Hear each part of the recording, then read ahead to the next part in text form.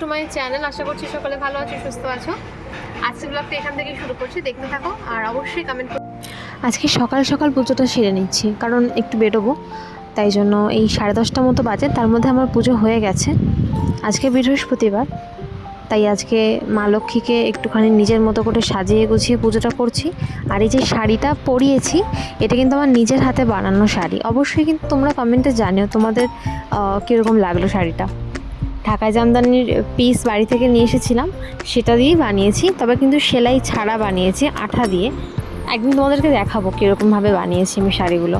আর কালকে তো বলেছিলাম মা লক্ষ্মী রঙ্গরাগ করবো, তো সেটাও করেছি। আমাদের মা লক্ষ্মীর চোখ মুখ একটু ছোটো ছোটো, তাই আমার তুলিটা বড় হয়ে গেছে সেই আন্দাজে। তো এদিকে 11:30 বেজে গেছে, ওদিকেও তাড়া দিচ্ছে। আমি ঝটপট করে এবার বিছানার চাদরটা পাল্টে বেরিয়ে পড়ব।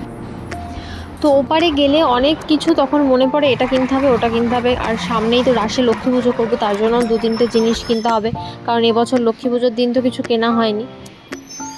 এদিকে বাড়িতে আসার পরে দেখছি একটা পার্সেল এসে গেছে।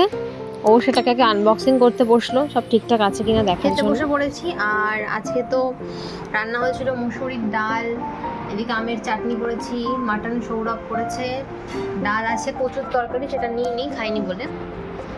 তো ওপার থেকে আসার পথে হঠাৎ করে ওর ইচ্ছা হচ্ছিলো তন্দুরি চিকেন খাবে, তাই সমস্ত কিছু জিনিসপত্র যা যা লাগবে সব নিয়ে আসা হয়েছে। এবার সন্ধ্যাবেলা তন্দুরি চিকেনের প্রিপারেশন স্টার্ট করে দিলাম আমি। ওর কাজ হচ্ছে তন্দুরিটাকে পোড়ানো, চিকেনটাকে পোড়ানো, আর আমার কাজ ম্যারিনেশন। তো আমি ভালো করে চিকেনটাকে ম্যারিনেট করেছি। কী কী দিয়ে ম্যারিনেট করেছি সেটা এই ব্লগে আর বললাম না, পরে তোমাদেরকে জানিয়ে দেবো বা শর্টসে আমি বলে দেবো। আর এই শিকটা কিনে নিয়ে এসেছিলো আসার সময়। তো এবার গ্যাসেই করব, একটু সময় সাপেক্ষ ব্যাপার হবে জানি, কিন্তু তাহলেও আমাদের কাছে বারবিকিউ করার কোনো রকম কিছু জিনিসপত্র নেই, সেজন্য গ্যাসেই হচ্ছে। আর 3-4টে প্যানে করছিলাম সময়টা বাঁচানোর জন্য। সত্যি বলতে আমি খুব ভালো লেগেছে আমার খেয়ে, একদম পুরো দোকানের মতো হয়েছে। কেউ এটা খেয়ে বলবেই না যেটা বাড়ির বানানো, দোকানের বানানো নয়। ভালো হয়েছে।